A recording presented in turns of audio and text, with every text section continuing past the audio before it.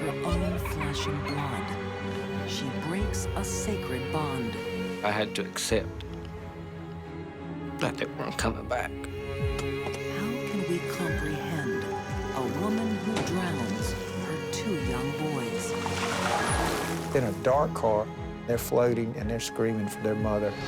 That is not how Jesus teaches us to behave! A deadly delusion drives a mother to destroy the family she loves. She held them down. They fought her for their lives. And a killer mom's lie alters medical history. His paper was used for almost a quarter of a century as a license to kill. These are deadly women who murder their own.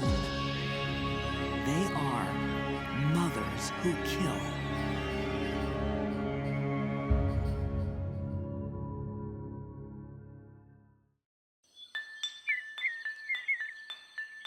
It's 1964 in upstate New York. Newlyweds Tim and Waneta Hoyt look forward to the birth of their first child. Waneta said that her mother always told her that she was good for one thing, and that was to make babies, to have children. Doing well. Have a good day at work. But none of her children will live for long. She secretly murders them.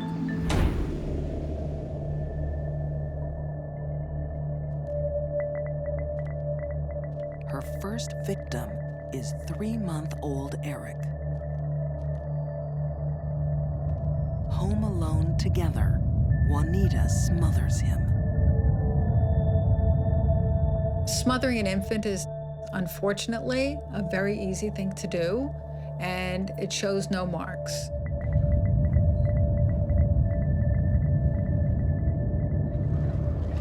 Investigating Waneta's story, husband and wife writing team Jamie Talon and Richard Firstman discover a cold, distant killer. Waneta didn't seem to grieve as you would expect a mother to grieve.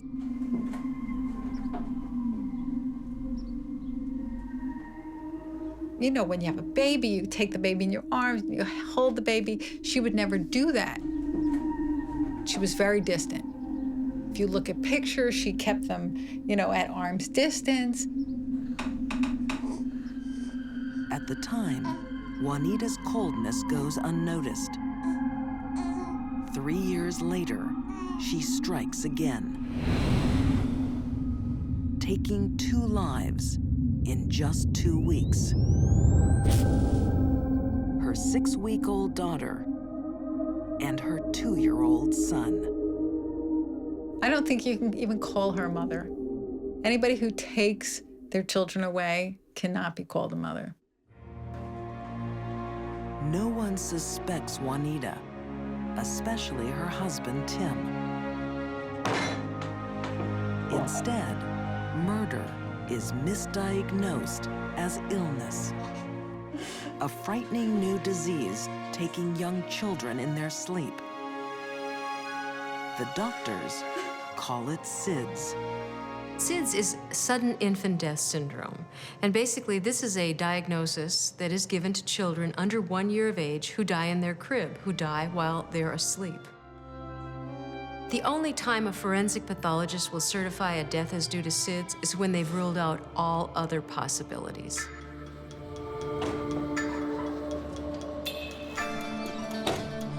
Doctors are left trying to explain the deaths rather than police.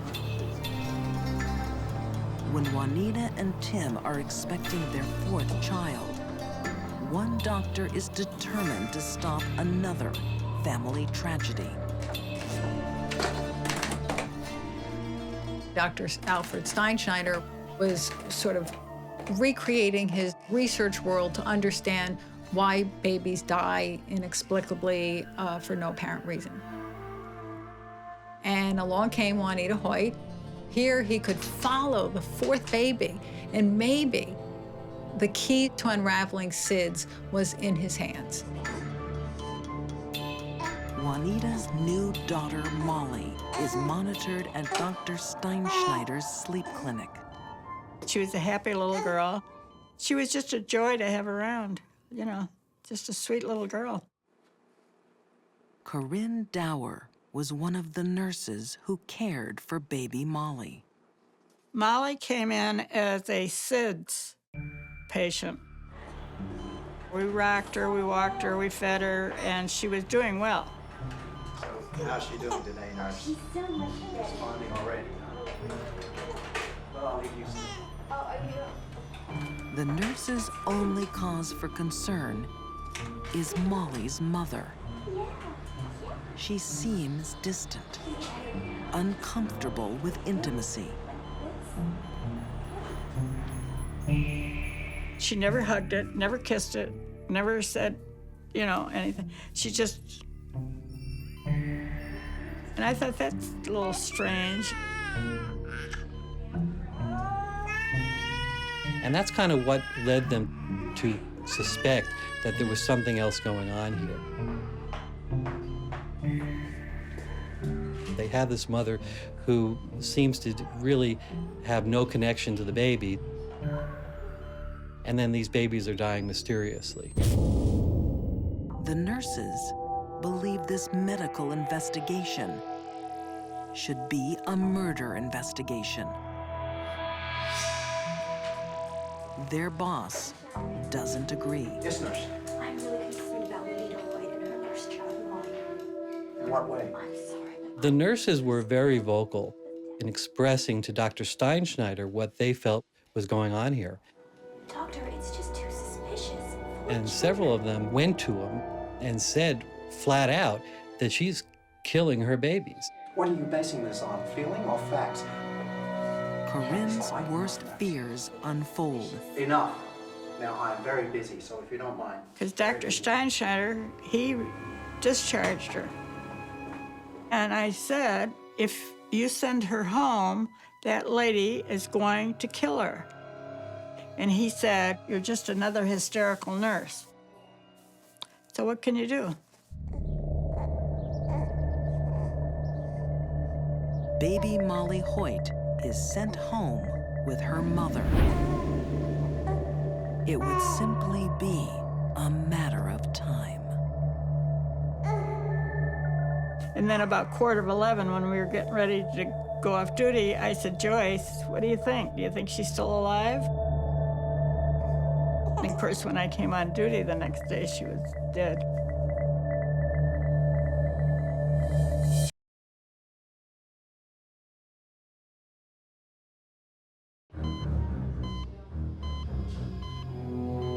Waneta Hoyt has mysteriously lost 4 children in 4 years.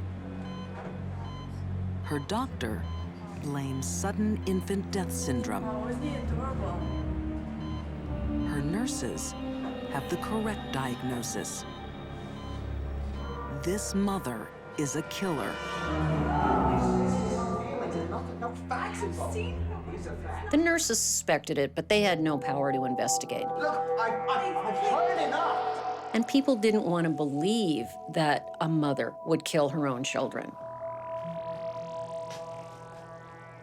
When Waneta has her 5th child, SIDS researcher Dr. Alfred Steinschneider thinks he is on the cusp of medical history.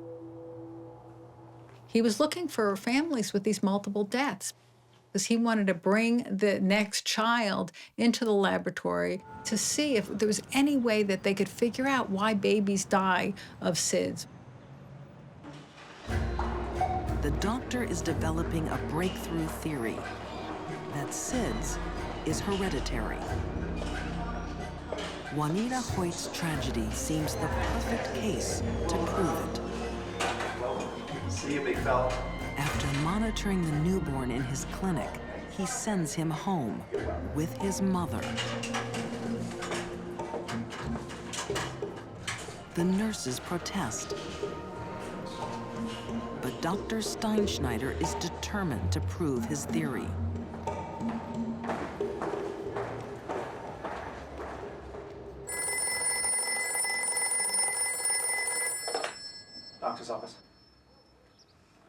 happened again.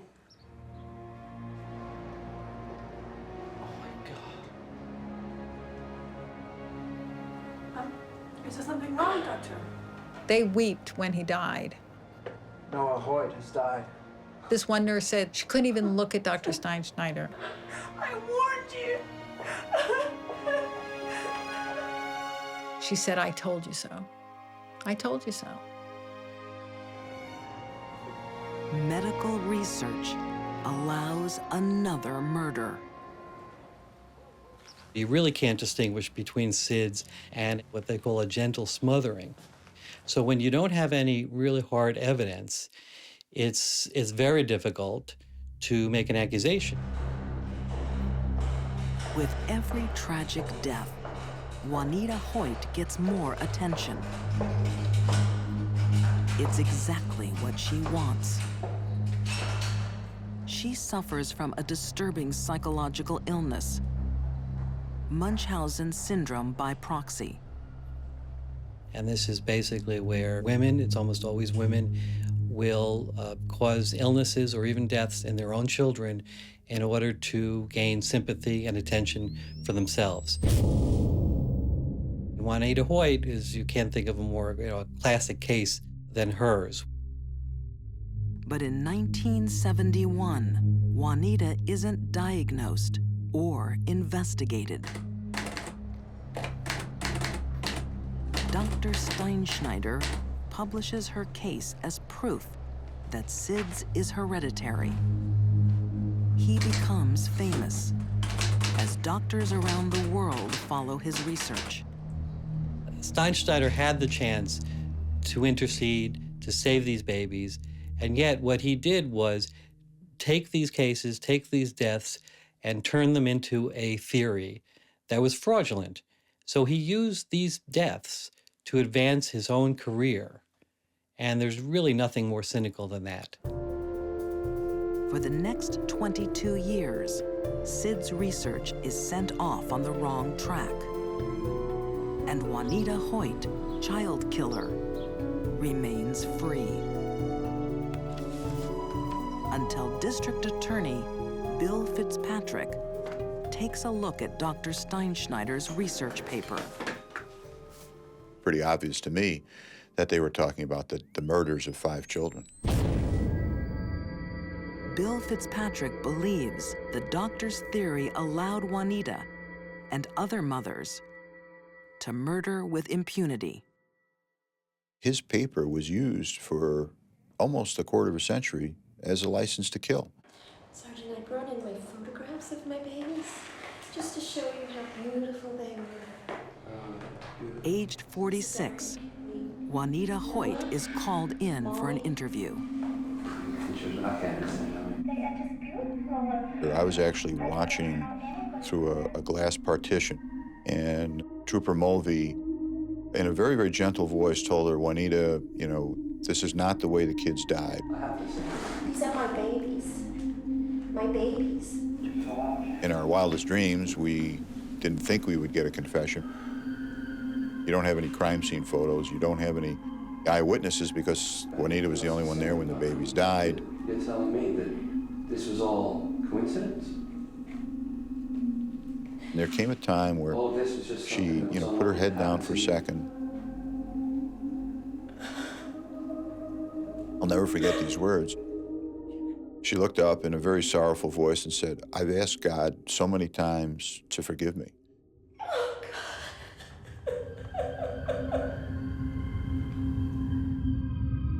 In 1995, Waneta Hoyt is convicted of 5 murder counts and sentenced to 75 years in prison. Dr. Steinschneider's theory is in tatters. SIDS does not run in families, but murder does. Instead, SIDS research refocuses on infant sleeping positions with amazing success. They suggested something called the back to sleep movement. And what was found was stunning. The incidence of SIDS dropped from 5.6 per 1,000 deaths to less than 0.5 per 1,000 deaths. In other words, only 1 infant death in 2,000 births. This has been amazing. In 1998, Waneta Hoyt died in prison of cancer. This murderous mom helped mislead SIDS researchers, costing countless lives. She gave an alibi to other mothers who would kill their babies. And she murdered her own 5 children. This was a woman who craved a lot of attention. A sad person who nobody really understood the complexity of her sadness until it was too late.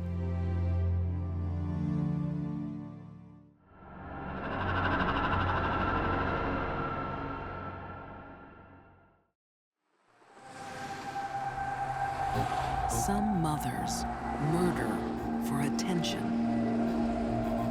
Others kill for love while under a deadly delusion.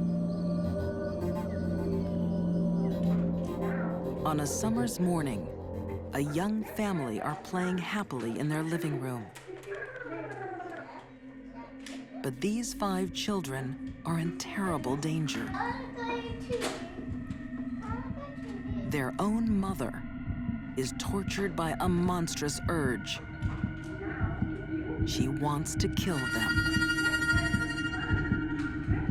There was all these crazy things going through her head, driving her to places that she didn't want to go. No one could believe that a mother would do this. No one has ever encountered a mother like Andrea Yates. It was just absolutely incomprehensible. This is the whole symbol of motherly love turned upside down.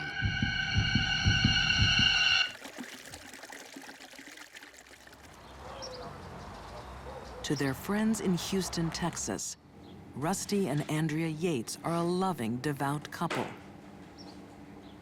I believe we got it right here. There's no question but that there was a bond of love between the two. Andrea was extremely devoted to Rusty. Everything, at least from the outside looking in, appeared to be as normal as one family could be. Kneel with me and pray. Come on. But Rusty Yates has extreme religious views. This was a guy who firmly believed that women were secondary to their husbands. A woman had to submit to their husband. Their whole purpose in life was to have children. And so, I mean, that's why she had 5, 7 and under. It was whatever God blessed them with, that's what they had. Now then, you lads, you can call me Sergeant, just like you can call Jesus. Each of their 5 children is named after a biblical character. Noah, age 7, John, 5, Paul, 3, Luke, 2, and Mary, 6 months. Jesus looks at us all the time, and he knows when we're bad and he knows when we're good. Andrea pays a heavy psychological price for her repeated pregnancies. Noah, come back, please. I told you, come back to the circle. Come back here and listen to the story. Andrea had mental issues before she became the mother of 5 young children. Having all those children added so much stress to her life that her psychiatric illness flourished. Former FBI profiler Candace DeLong has seen Andrea's illness before, postpartum psychosis. As a psychiatric nurse, I treated many women who had this disorder. That's Satan listening to you and talking to you. Now you listen to Mommy.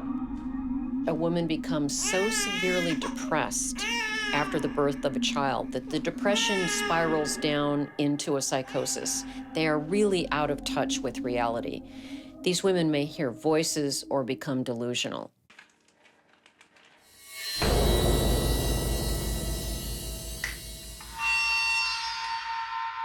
The voices in Andrea's head tell her Satan will take her children. She thought that she was a bad mother, and because she was a bad mother, all of her children were going to go to hell. Author Diane Fanning sees each new child adding to Andrea's psychosis. Russell once found her in a bathroom holding a knife up to her throat and ready to commit suicide. No! So she had a serious mental health issue. That is not the way.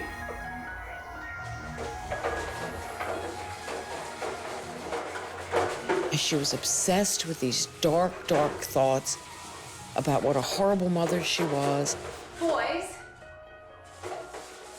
And how the little tiny things that her children did were just dreadful, dreadful sins. Noah! Because that's what the voices were telling her.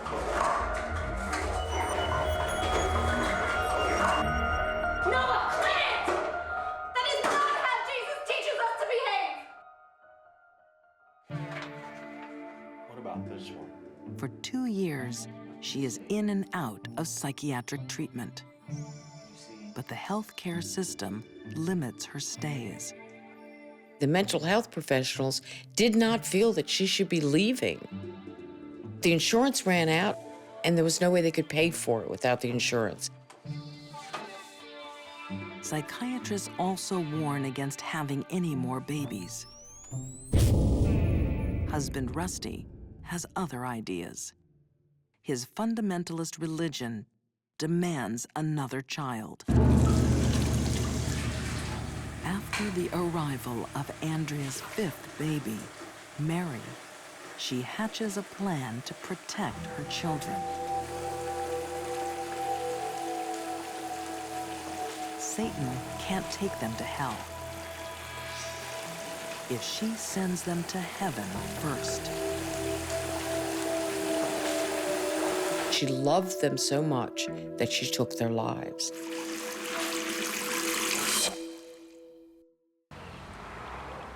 In Houston, Texas, Rusty and Andrea Yates have a new addition to their family. 6-month-old Mary is their 5th child and first daughter. Her birth will trigger a terrible event. It was a fairly rapid decline in Andrea's mental health after the birth of Mary. It was obvious that she was becoming increasingly ill. And she was spiraling down into this black hole of a psychotic delusion. Andrea truly believed to the core of her being that she was a bad mother, that the devil was going to get her children and take their souls to hell. The only way to save her children, she believed, was to kill them so their souls would go to heaven to be with Jesus and they would be saved. She believed this with every fiber of her being.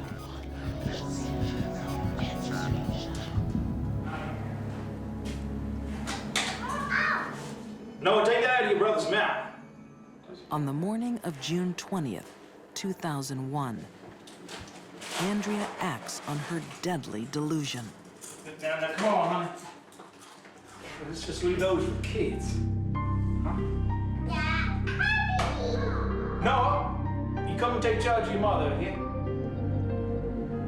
I gotta go, honey. Rusty kissed the kids goodbye, not realizing that it was the last time he would see them alive. And he leaves for work.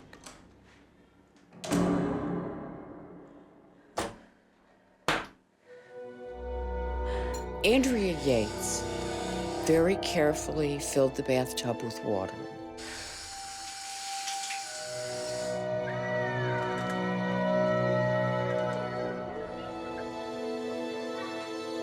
One by one, Andrea takes her children into the bathroom.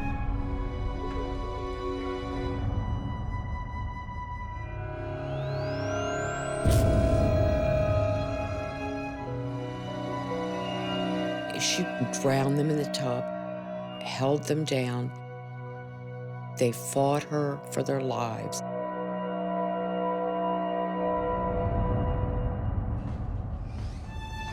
Noah, The eldest is the last of the 5 children to die. As she drug him back to the bathroom to drown him, he kept saying, "I'm sorry, I'm sorry, I'm sorry." Because like little children often do, Noah took the guilt onto himself. Because we all, when we're little, think our parents are perfect. And whatever we do, we deserve it. Tenderly, Andrea places her children's dead bodies together, clasping baby Mary's hand in her brother's. It's almost as if little brother is taking care of baby sister on the road to eternity. Andrea absolutely believed she was saving their souls. There's no question about it.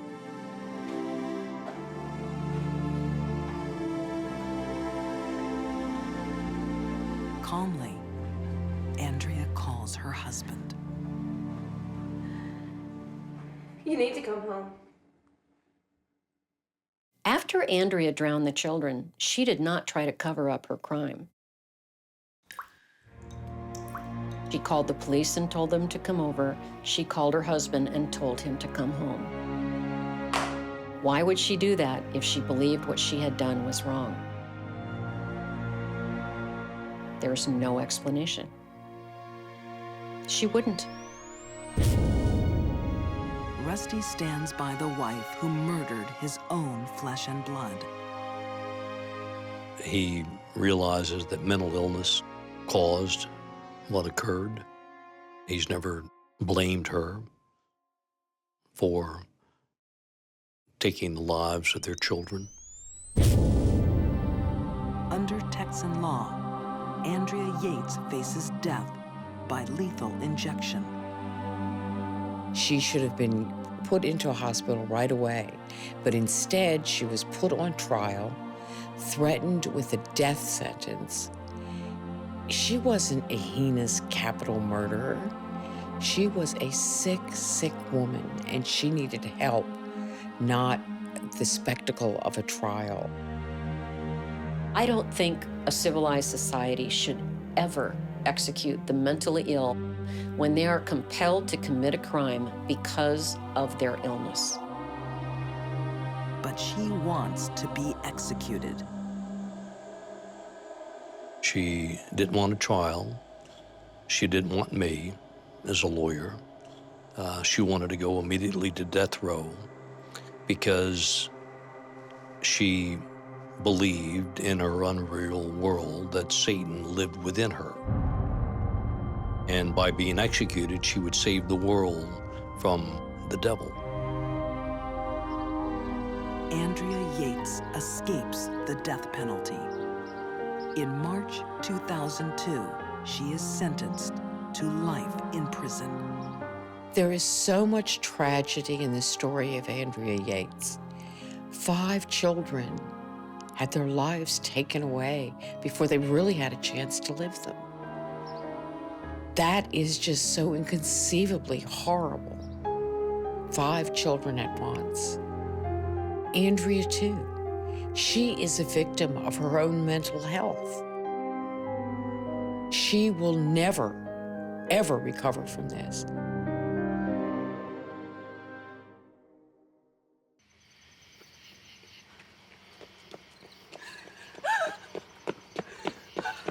A quiet fall night. Somebody help me, please! Somebody! Shattered by a mother's frantic screams. Her 2 children have been kidnapped.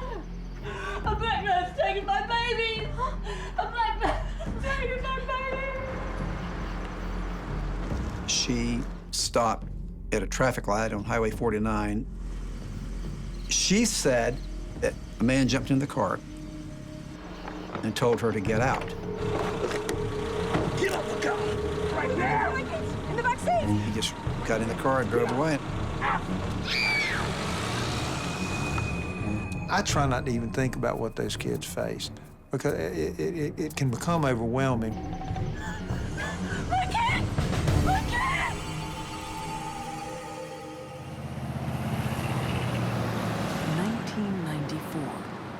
town of Union, South Carolina. The kidnapping of Susan Smith's 2 boys grips the country. Thank you, ladies and gentlemen. Thank you. I'm Sheriff Howell. Well-to-do me are David and Susan Smith. Their 2 young boys are missing. Michael Smith is 3 years old. His brother, Alex, just 14 months. To whoever has our boys, we ask that you please don't hurt them and bring them back. Their father, David Smith, still feels the pain today. It's probably the worst gut feeling I'd ever had, and maybe still I've ever had. Please return our children to us safe and unharmed. I loved my children very much.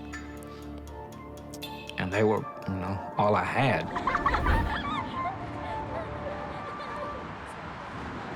The boys disappear at a time when David and Susan's marriage is in trouble. It was a pretty rocky marriage from the beginning.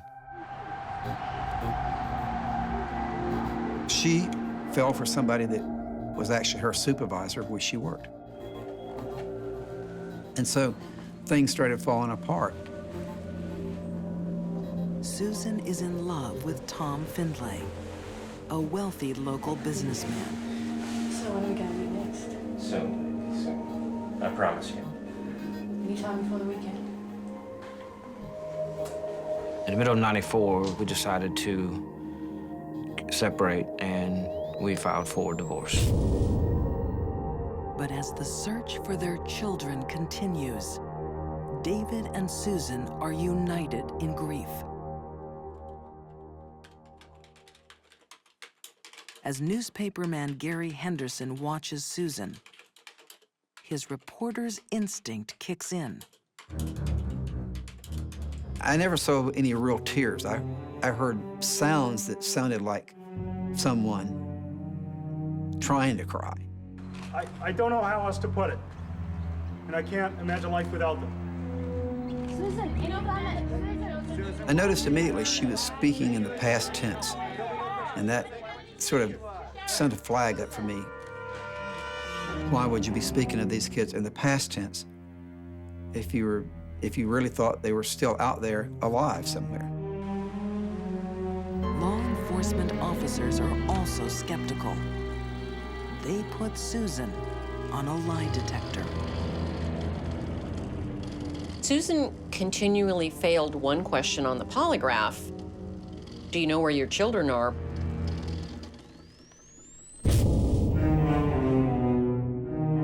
To me, it was she was failing because she was distraught. She was so upset. She had just had her kids, literally ripped from her. But prosecutor Tommy Pope is becoming suspicious. Susan keeps changing her story about the carjacking. So when law enforcement's not getting accurate information by arguably the person that has the most vested interest in giving it to you, naturally questions arise. Susan, now, we've been over this and over this. I'm not here to hear your story again. The investigators turned up the heat and really leaned on Susan. I don't know. Any black man with 2 white boys in the back of his car, they would have seen him. Because they actually knew that she was lying. They don't believe your story. They don't believe you're describing a real person. What they needed to do was get her to confess because they needed to find those boys. Will you parade with me? Okay. Sheriff Wells utilized a well-known technique in police interrogations, and that is what we call the come to Jesus talk. Please bless our sons, Michael and Alex. Bring them safely back to you, O Lord. He appealed to her sense of decency and fear of God to get the truth. Amen.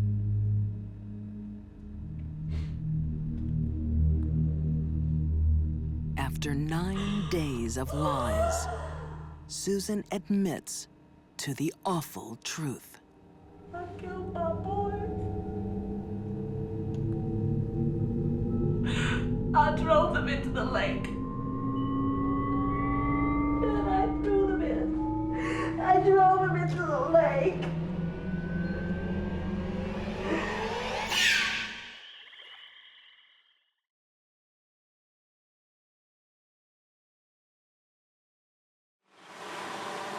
In South Carolina, police have spent 9 days searching for 2 missing boys.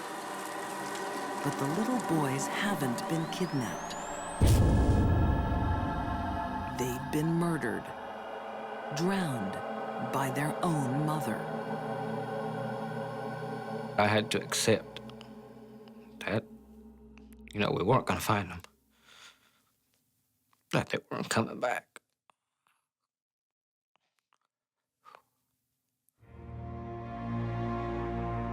David Smith now knows the terrible truth about what his wife has done. It was more of a shock when I found out that she had confessed to doing it, because I had stood by her for 9 days, and I believed every story, every lie that she told. I believed her.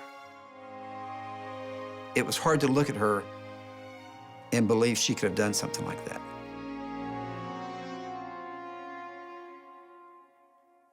And I think that's what everybody had a problem with.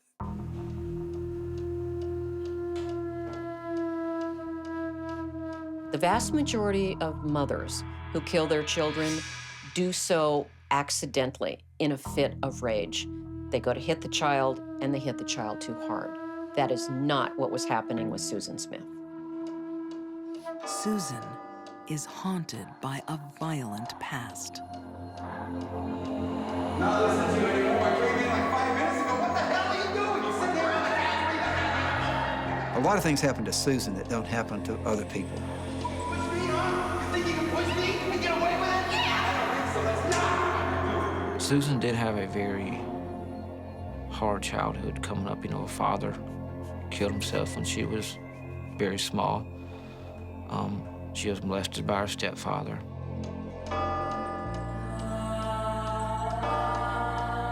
Susan could not handle rejection from a male. This is not uncommon among female sex abuse victims as adults that were abused by their fathers. They cannot stand the rejection of a man. It tears them apart.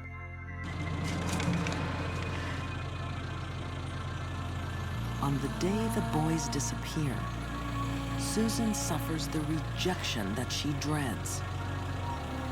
She was hoping to marry Tom Finley. Tom Finley wrote her a letter and told her that he didn't want kids. And so that was a problem for Susan, because she really wanted to marry Tom Finley. The letter is the catalyst for Susan's cold-hearted decision. Susan cared about herself. She was very narcissistic, with a little bit of sociopathy mixed in there, and her need for the attention of all the men that she wanted. It made for a very, very dangerous cocktail for those 2 little boys. Shattered by her abandonment, Susan straps her boys in the car and drives to a nearby lake. She decided they were in the way and they were causing her pain. And so she merely was getting rid of the source of the pain.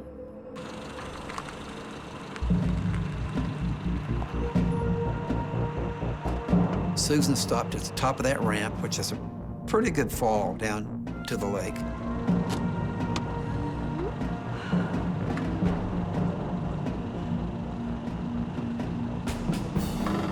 She opened the door and hopped out. She took her car out of gear and let the car go.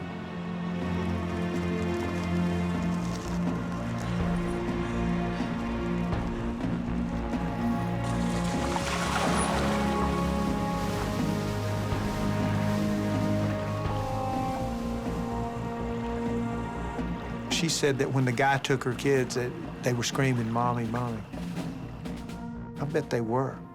In a dark car that's now rolled down into the lake, and they're floating, and they're screaming for their mother.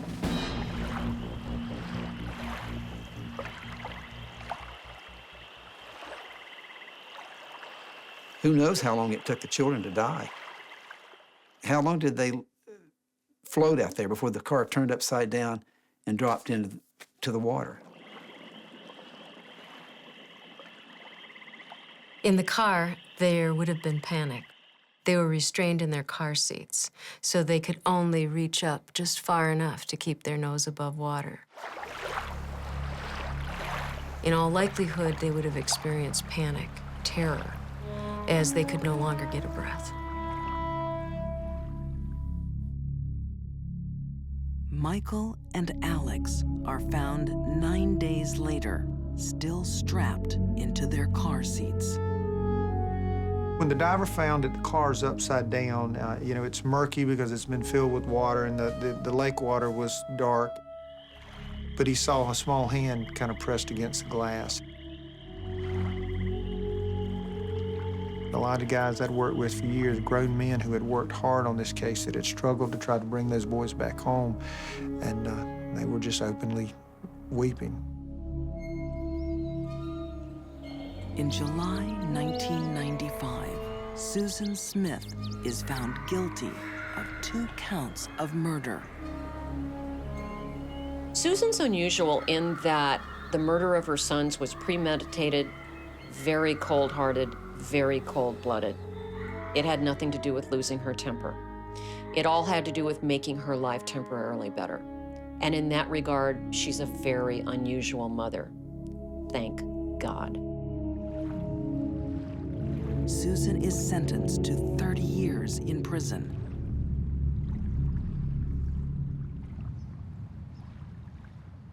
David Smith still lives every day with what she did.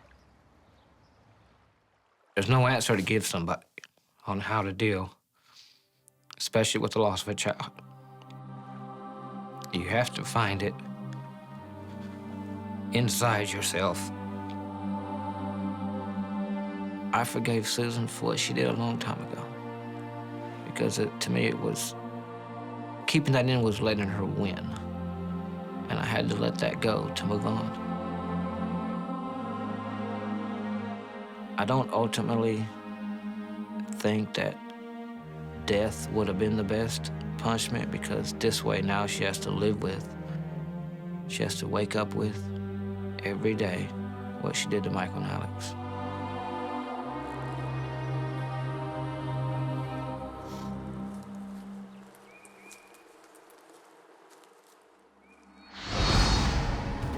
These deadly women defeated their strongest instinct. Waneta Hoyt lived half her life with the most awful secrets. Rejected by her lover, Susan Smith responded with a terrible sacrifice. And Andrea Yates was so deluded, she drowned her 5 children to save their souls. Most women would die to save their children. But for these mothers, the drive to protect was defeated by an urge to kill.